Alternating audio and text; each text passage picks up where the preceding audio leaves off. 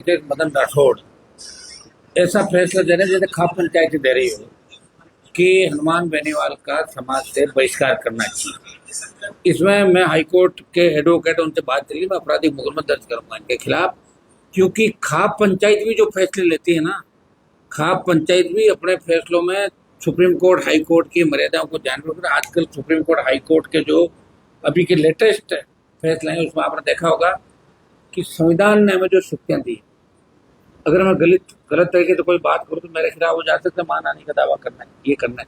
लेकिन भारतीय जनता पार्टी के प्रदेश अध्यक्ष जो कल कुचामन के अंदर बच्चे कोई आरएलपी के आह्वान पर उनका विरोध नहीं कर रहे थे, पानी बिजली और वहां की समस्याओं को लेके निश्चित रूप से घबरा गए। वो हड़बड़ाहट के अंदर उन्होंने बयान दिया, इसमें कोई दो राय नहीं। लेकिन जिस तरह का बयान उन्होंने एक पार्टी के राष्ट्रीय अध्यक्ष के लिए, वो तो प्रदेश अध्यक्ष है, मदन राठौड़ जैसे तो 30-35 स्टेट जीते, वहां हर प्रदेश में एक अध्यक्ष होगा। लेकिन मेरी पार्टी का चाहे यहाँ चुनाव लड़े, आगे ज्यादा लड़ेंगे स्टेट में, मैं इसका राष्ट्रीय अध्यक्ष हूँ।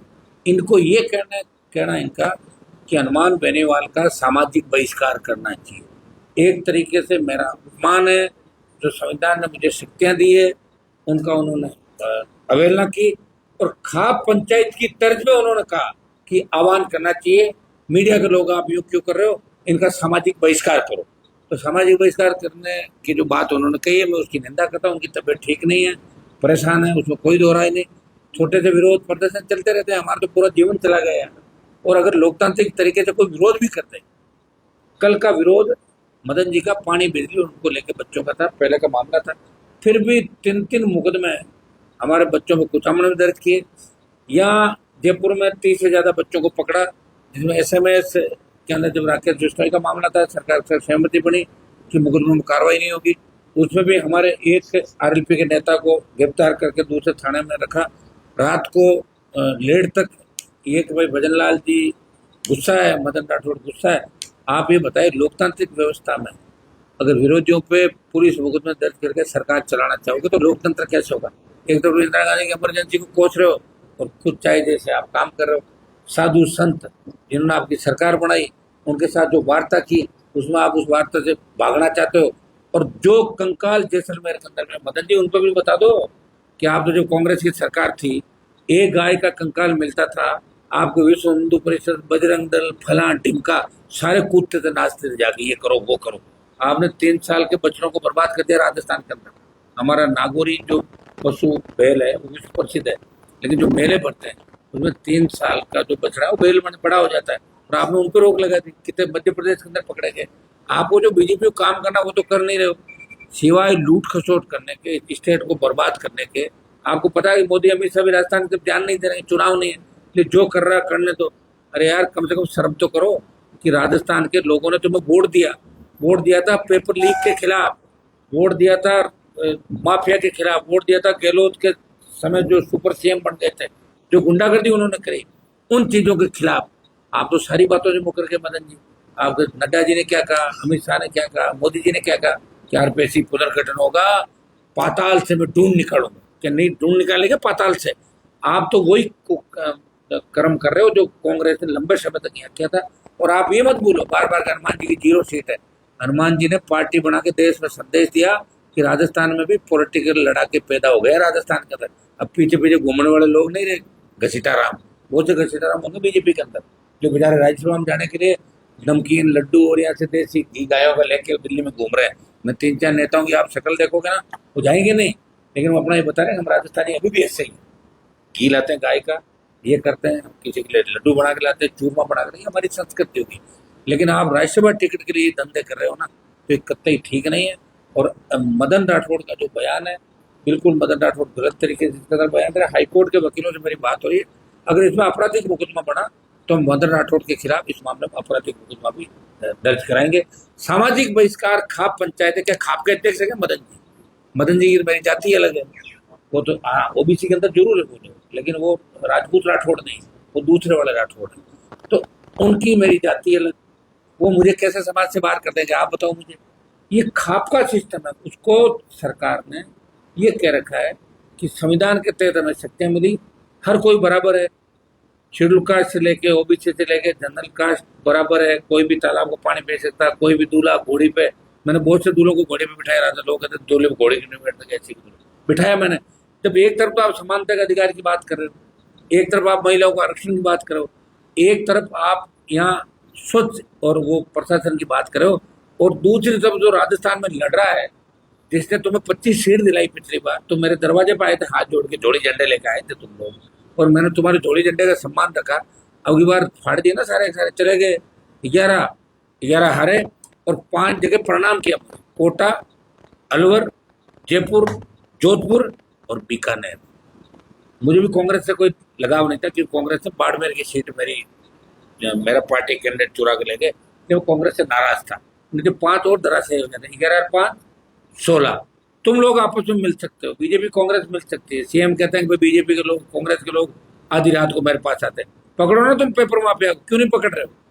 क्या मैं जोशी के बाद और कोई बचा नहीं राजस्थान जो घोटाले कपले उस समय कर रहा था? लेकिन तुम लोग सिर्फ और सिर्फ ये काम कर रहे हो कि हम बंद कमरों में बैठ के राजस्थान को लूटे, और लोकतांत्रिक तरीके से बनी सरकार का वो चेहरा आप दिखा रहे हो, जिस तरह बच्चों पे मुकदमे दर्ज करे हो, लाठियां बांध रहे हो। ये राजस्थान का जवान बर्दाश्त नहीं करेगा। बहराना दादा हमको तो बचाएंगे ही बचाएंगे। इस बार दिल्ली का भी हमारा रहेगा, दिल्ली में बड़ी रैली के साथ दिल्ली कूच करेंगे, जिसमें अग्निवीर और भजन सरकार की जो नाकामियां हैं इनको लेके भी, और हमारे जो बच्चे हैं वो बहुत मजबूत बच्चे हैं। आपने देखा होगा, वो कह रहे थे आप जेल से छोड़ दिया, हम तो और जाने को तैयार है, वो गलत दिशा में नहीं जा रहे। कल भी राजस्थान विश्वविद्यालय के मुख्य द्वार पे आरएसपी के बच्चे शांति स्वरूप, वो शांति के साथ प्रदर्शन करते लोकतांत्रिक व्यवस्था से, और जो मेरे खिलाफ करता विद्यार्थी परिषद वालों ने, ये तो एक लोकतांत्रिक तरीका है। फिर क्या फर्क रह जाएगा पाकिस्तान और भारत के अंदर, बताओ? जब आप किसी को विरोध नहीं करने दोगे, मीडिया को दिखाने दोगे, और आप ये फरमान जारी करोगे कि हनुमान बेनीवाल का सामाजिक बहिष्कार कर दो, कि हम आपके समाज से आता हूँ जो बहिष्कार कर दोगे, और किसका बहिष्कार करो? ये सारी जो बातें आपके प्रधानमंत्री कहते हैं कि सोना चांदी आप ले मत, देखिए मदन जी, आप सोना चांदी वहाँ ले रहे हो, ये तो अमित शाह मोदी कह रहे हैं कि भाई देशवासियों से सोना चांदी खरीद कम करना है और आर्थिक वो करना है, ये मोदी अमित शाह का बयान। और इधर देखिए मदन जी राठौड़ क्या कर रहे हैं, ये मदन राठौड़ जिन्होंने चांदी की बड़ी प्रतिमा, ये अहमदाबाद दौरे पर भी 28 तारीख को बहुत बड़ी प्रतिमा चांदी की, और चांदी का और सोने का उन्होंने, यही तो है, ये मदन जी ले रहे हैं बैंड, चांदी की और सोने की अंगूठी और चैन वगैरह, वो इसमें दिखाई नहीं। तो फिर मोदी जी को नहीं मान रहे हो क्या? मोदी जी कह रहे हैं ना, भ्रष्टाचार को न होने दूंगा, न करूंगा, न खाऊंगा, न खाने दूंगा। तो 40% वाले एमएलए क्या करें राजस्थान में? मोदी की योजनाएं जो है ना, उनका ही तो पैसा खा रहे हो, एमएलए लेड का। ये योजनाएं किसकी है? ग्रामीण विकास किसके अंडर में आता है देश के अंदर?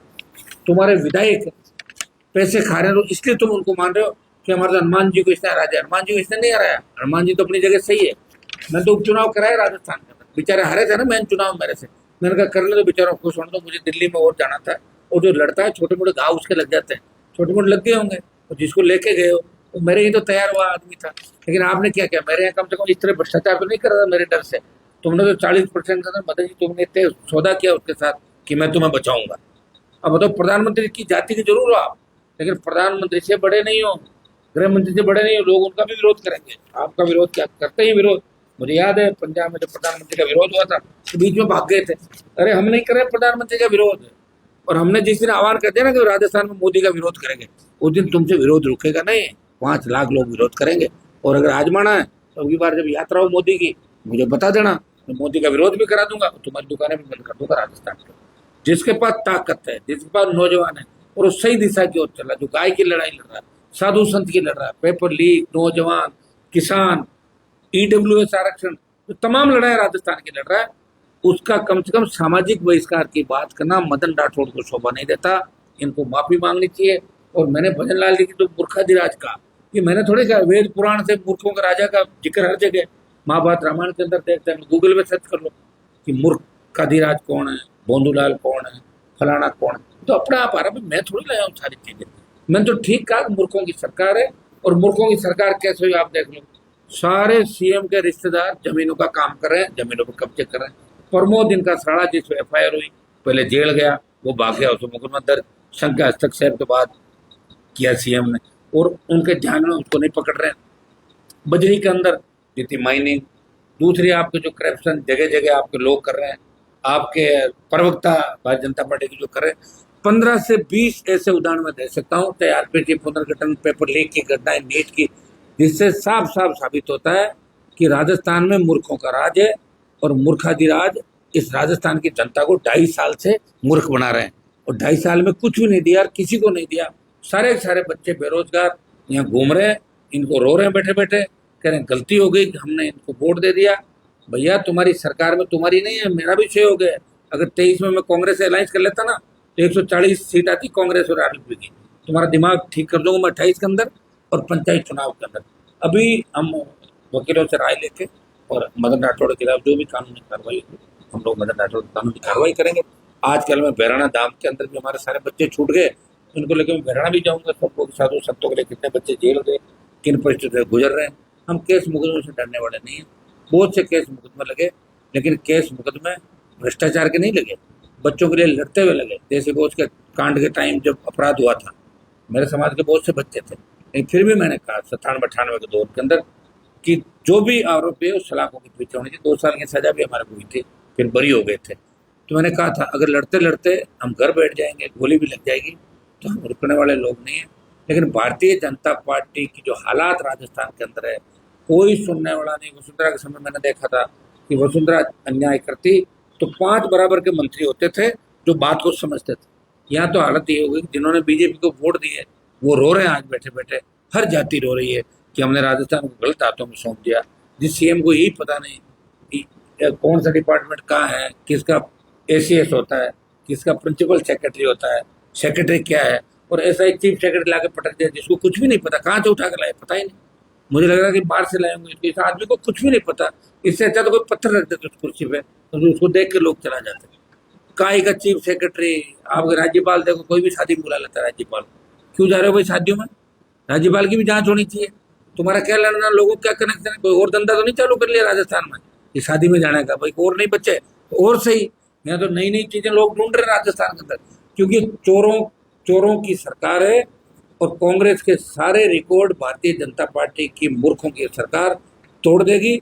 और राष्ट्रीय लोकतांत्रिक पार्टी अब बड़े आंदोलन राजस्थान में करेगी। आगे भी हमने किए, अब करेंगे। अब की बात दिल्ली कूच का भी होगा हमारा। अग्निवीर को लेकर जिस तरह सेना के सम्मान को ठेस इन्होंने पहुंचाई, हमारे बच्चे आर्मी में जाना ही नहीं चाहते, बहुत कम हो गए। कहाँ तो राजस्थान, हरियाणा, पंजाब, दिल्ली और यूपी के सब ज्यादा बच्चे जाते थे। वो कह रहे अग्निवीर में कोई मतलब नहीं। राजस्थान सरकार ने कल एक आदेश निकाला कि अग्निवीर और पैरा मिलिट्री का कोई जवान अगर शहीद होता है उसको हम सम्मान नहीं देंगे। ये आदेश आपको मैं पहुंचा दूंगा। ये कल परसों शाम को राजस्थान सरकार का एक आदेश आया, देखा आपने, कि पैरा मिलिट्री और अग्निवीर कौन लाई दिल्ली की, वो अगर उनकी बॉडी आती है, वो शहादत देते तो उसको हम शहीद नहीं माने। और देश के रक्षा मंत्री कह रहे हैं लोकसभा में कि उसको शहीद का दर्जा दिया जाए। मोदी कह रहे हैं न खाऊंगा न खाने दूंगा।